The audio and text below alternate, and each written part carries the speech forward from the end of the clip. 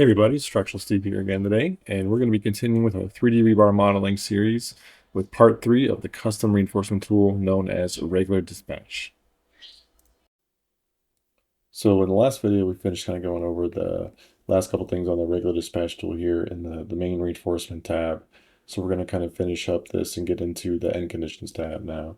So these are going to be basically any kind of bar bends we want to apply to the ends of the bar, right? These are just straight bars, so I have the end condition set to none. But they have all different types of hooks in here, standard hook lengths and bar pin diameters and everything. So 90-degree hooks, 135-degree hooks, 180-degree hooks, some user-defined type of bends, and then custom bends here too. So let's just go ahead and do something simple like a 90-degree hook here.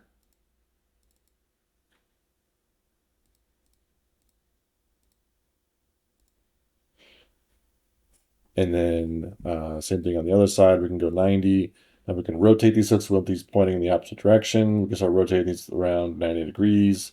So from a top view here, that's going to be pointing in this direction. Again, another 90 degrees, it's going to have these bars pointing down now. Rotate around, we'll see that. 270 is going to be pointing up in this direction up here, and then back around to 0 as I'm pointing up here. So really easy to rotate these bars around and do something custom here. We can go to like 135s. We can customize the properties of these bends, but I typically don't do this with just like the normal 90-degree hooks like this. I'll do that with custom bends like I'll show you in a second here. But yeah, we can make these both 135s, 180-degree hooks.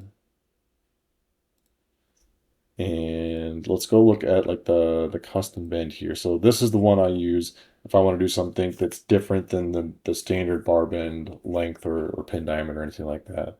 So we click on this little dot button here, and we're going to see what we can modify up in here. So we can go ahead and change pin diameter if we want to, and not normally going to do that when the pin diameter is specific to certain bar sizes here.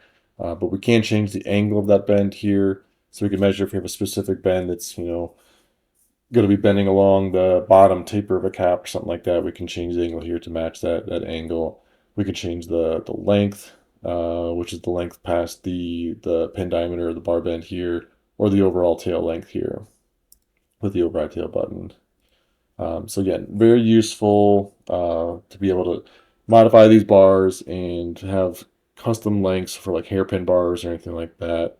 I'm not going to get into these bottom two things here, the mechanical devices and end preparation. These are if you want to load in some things like form savers or bar couplers or things like that. You can actually put those in here and they'll show up in the model here, but we'll save that for another video here.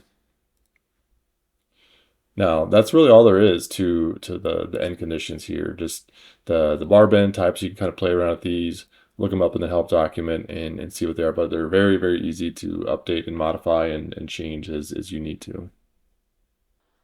And that's it for this video. If you liked it, go ahead and give it a like and make sure you subscribe so that you get notifications when the next video in the series comes out. Thanks for watching.